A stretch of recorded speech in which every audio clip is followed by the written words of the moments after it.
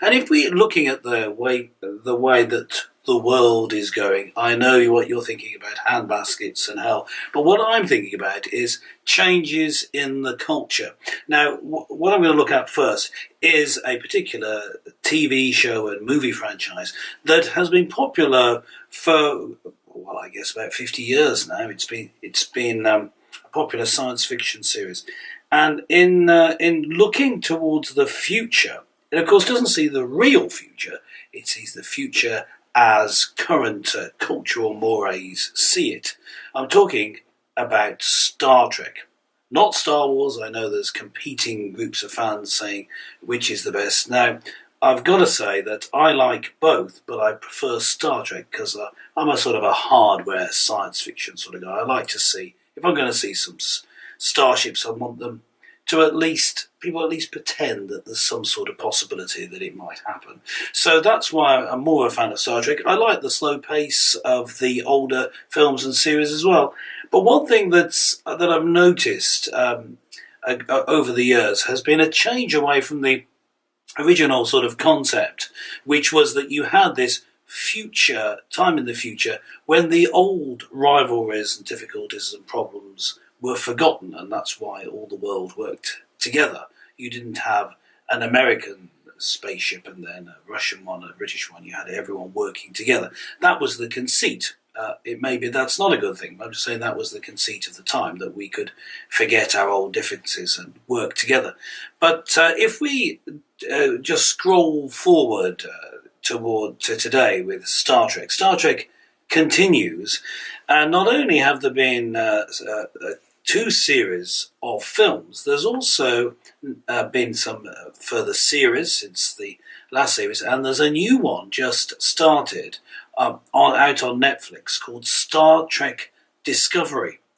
Now, the headline news, headlined in Pink News and all the different lifestyle blogs across the internet and featuring in celebrity news and TV news, is this: that the new series of Star Trek will feature its first openly gay couple. And I know what you're thinking, well, all of them seem rather happy. No, but I'm using gay to mean homosexual here, folks. Come on, keep with the times. So it's the first openly homosexual couple featuring in Star Trek Discovery. That's the claim. But in fact, as we shall see in just a moment, that's not true. But it's the first openly gay couple to feature largely in the series. I guess that's what they're meaning. Now, what they've done is they've put one of the main officers on the spaceship. Lieutenant Stamets is his name, the name of the character, who is an astrofungus expert. I leave a pause there because I just thought that was funny. But anyway, his partner in the show is Dr. Hugh Colbert, who is also, as well as being another man, is also human. So they're doubly the same, I guess. And he's a medical doctor. Now, these two people in their 40s, in reality and in the series, I think, they are going to be a part of this new series. Now, why is that important? Well, I guess it isn't that important, but it's interesting in that the placing of this couple is, it seems like an attempt to normalise homosexual behaviour. I'll come back to why I say that in a minute. Isn't it already normalised? Well, I'll come back to that in just a moment. This is just a short section, so it really will be in a brief few moments. But I just wanted to go back to what I was saying right at the start. I was saying, well, that wasn't true. It's not really quite the first same-sex relationship in Star Trek. There's a couple of instances. For Trekkies, this may be interesting, but in the next generation of Star Trek, that series, the episode called The Outcast, broadcast in 1992, the outcast of the title of that show was a member of an androgynous species. So they were both, they were male and female. And this particular person has a male and a female identity and has sexual feelings for First Officer William Riker. So there's not actually a couple there, but there's an introduction of the idea of same-sex relationships, but of course it's not necessarily approved of, and I say of course, if you've bothered to watch the episode. I mean, come on, keep up. But the other thing about it is, of course, it wasn't a feeling that was returned. It's not actually a couple. So I guess you can get away with that one. But there was actually a homosexual partner of one of the members of the Star Trek Star Trek crew rather. In that, after George Takei, who played the original Mr. Sulu in the first series, he was well known to be in his private life, actually his public life, but when he was not the character, he is and was homosexual. The character Sulu in the actual movies was referred to as having a legal male partner. So it was introduced. The idea has been there, but now we have this attempt to normalise the relationship. Now, why do I say that? An attempt to normalise? Because I guess we'll come back to this in future episodes of Good News Live down the road, as there are changes in the law, changes in the way that people are portrayed in movies, changes in the culture generally, changes in widespread opinion. We'll be reporting on it here. I believe that the attempt to change the culture is failing. It's been nothing but success with what we might call, now I have my own term for the sort of mindset, sort of an anti-Christian, but also claiming to be liberal, but actually not, and it's pro-homosexual, pro-abortion, pro-transgender, pro-Islam, even though they're against all those things. It's sort of a confused mix of, it's basically anything that's against Christianity and the common sense traditional way of living. I like to call them the lefty trendy liberal brigade. Now, full marks to anyone who can email in where I got that phrase from. Yes, it was a TV show, which that was one of the catchphrases. You can email me on that or on any other thing, but something more sensible you might like to tell me. That's goodnews@petertimothycooper.com. Please email. Always like to receive your emails. I'll include it in the show if you send it while the show's live, and in the next week's episode if you're perhaps emailing in and it doesn't reach me in time, or if it's after the show is no longer live. Now, the issue with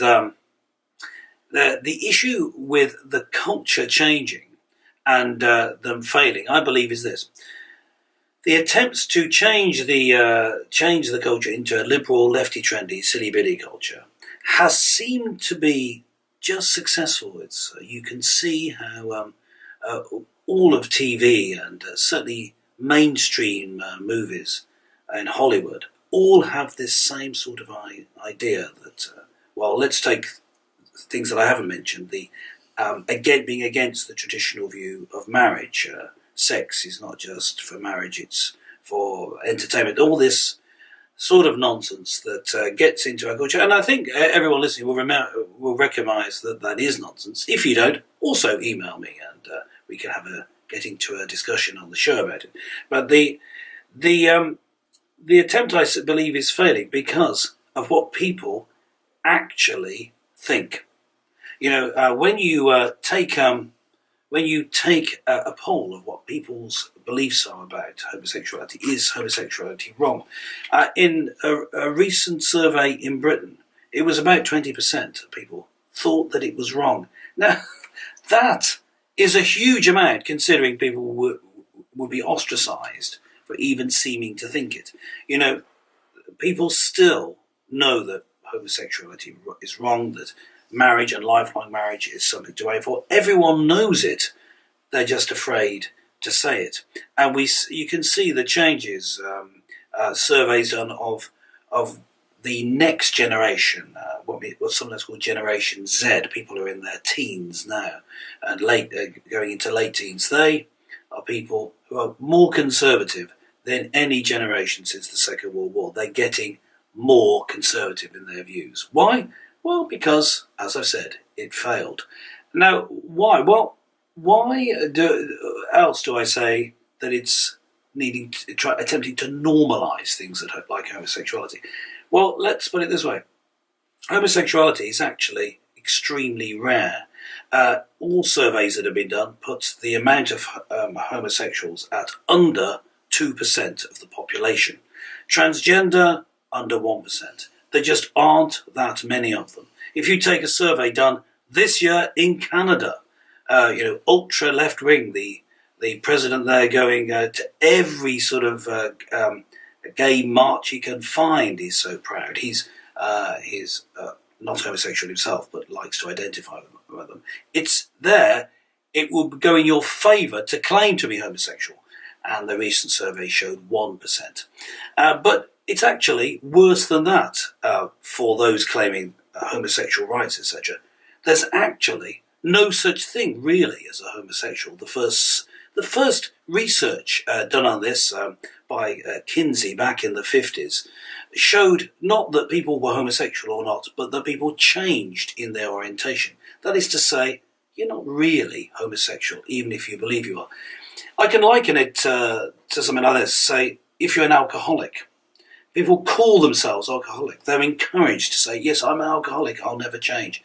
But all that means, all that has changed with you is that you can't stop drinking. So if you stop drinking, you're not actually alcoholic, are you? And in the same way with homosexuals, if you're not actually in a sexual relationship with someone of the same sex, you're not homosexual, are you? And people's direction of sexual attraction changes quite often and changes over time, changes with influence from the outside. That's what all the research has really shown, even though what's reported isn't the case. Now, I could go on about this, having looked at such research in order to prepare for the ministry in the church and wanting to be able to preach and teach on such subjects. But I won't bore you with the actual research data, other than to say one other thing about it, and that is that the claim that homosexuality is a genetic disorder or genetic disposition is false. The large studies with twins show that it simply isn't true. In other words, you can have a twin and the one can be homosexual, one not. It wouldn't be possible if it were genetically produced, if it were a part of the character that came purely from genetics. Of course, it's still open for you to say, well, there's a bit of both, and research is still going on. But really, what we're talking about is environment having a large effect, which just plays into what I've just said, the research showing, really, human beings can be attracted to anything. Sexual diversity, diversity of sexual orientation, simply means that all the people can, if they're not directed, if they don't have the cultural pressure on them and teachings of their religion directing them, some people within a society will be attracted to people of the same sex. But even a society where it's actively encouraged that you do that, less than 2% do, I don't think we're anywhere near normalising this abnormal behaviour.